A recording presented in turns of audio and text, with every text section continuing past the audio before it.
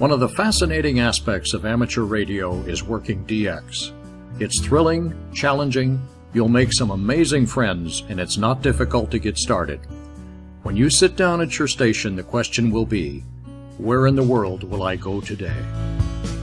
DX means distance, typically intercontinental contacts, like between North America and Europe, North America and Asia, or Asia and Australia.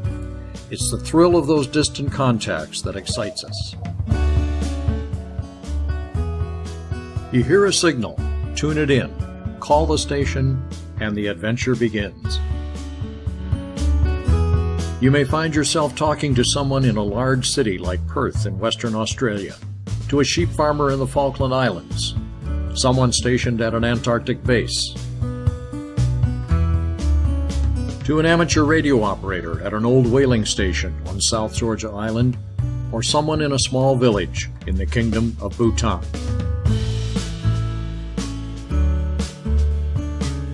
My friend Jorge in Colombia would enjoy a conversation with you. Learn about his country, its people, its history, its resources, and its cities.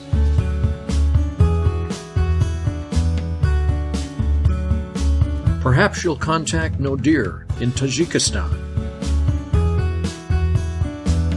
This is a country with one of the world's best-kept secrets, beautiful, rugged, backcountry scenery.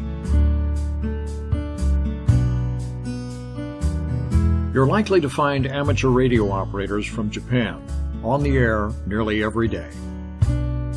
My friend Hiro is likely to be one of them. Need a contact with Africa? My friend Neil would be happy to oblige.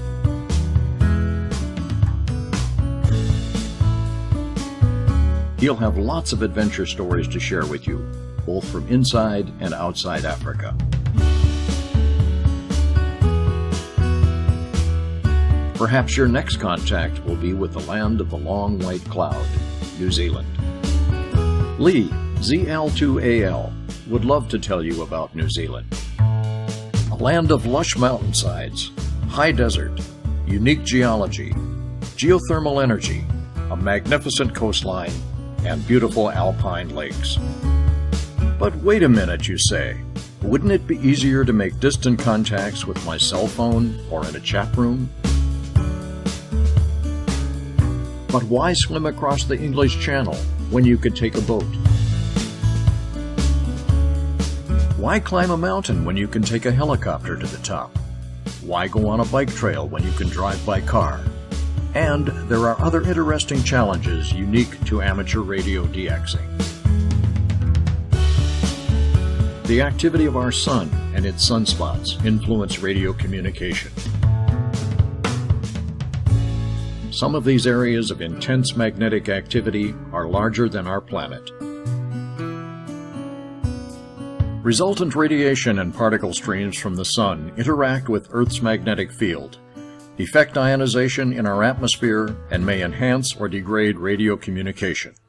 Understanding the process will enhance your DXing skills. Your contacts with new countries and entities become like a rare coin to a coin collector or a rare stamp to a stamp collector. But how about those places on Earth where there are no amateur radio operators to contact? Places where there may not even be any people. That's where DXpeditions come into play.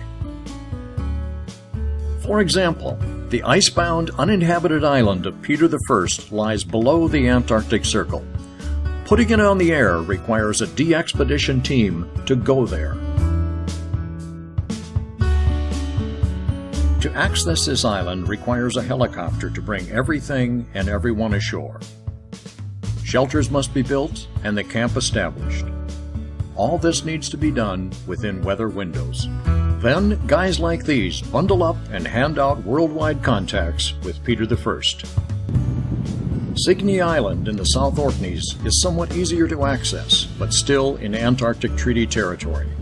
Once again, amateur radio operators worldwide follow the DXpedition's progress and vie for the coveted contacts. Would you like it hot? Try the steep, barren rock called Malpelo off the coast of Colombia. Getting on this rock is not easy.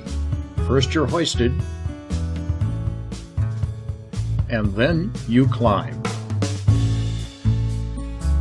Finally, the team reaches its operating site and makes an amazing 195,000 contacts with other ham operators around the world.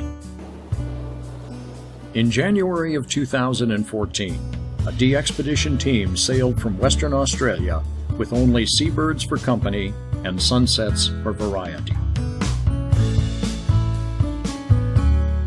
Their destination? A small dot in the middle of the Indian Ocean, Amsterdam Island. After 9 days at sea, covering 1,900 nautical miles, they arrived. The team landed, set up their stations, worked around the clock, and stayed on the air for just over 2 weeks.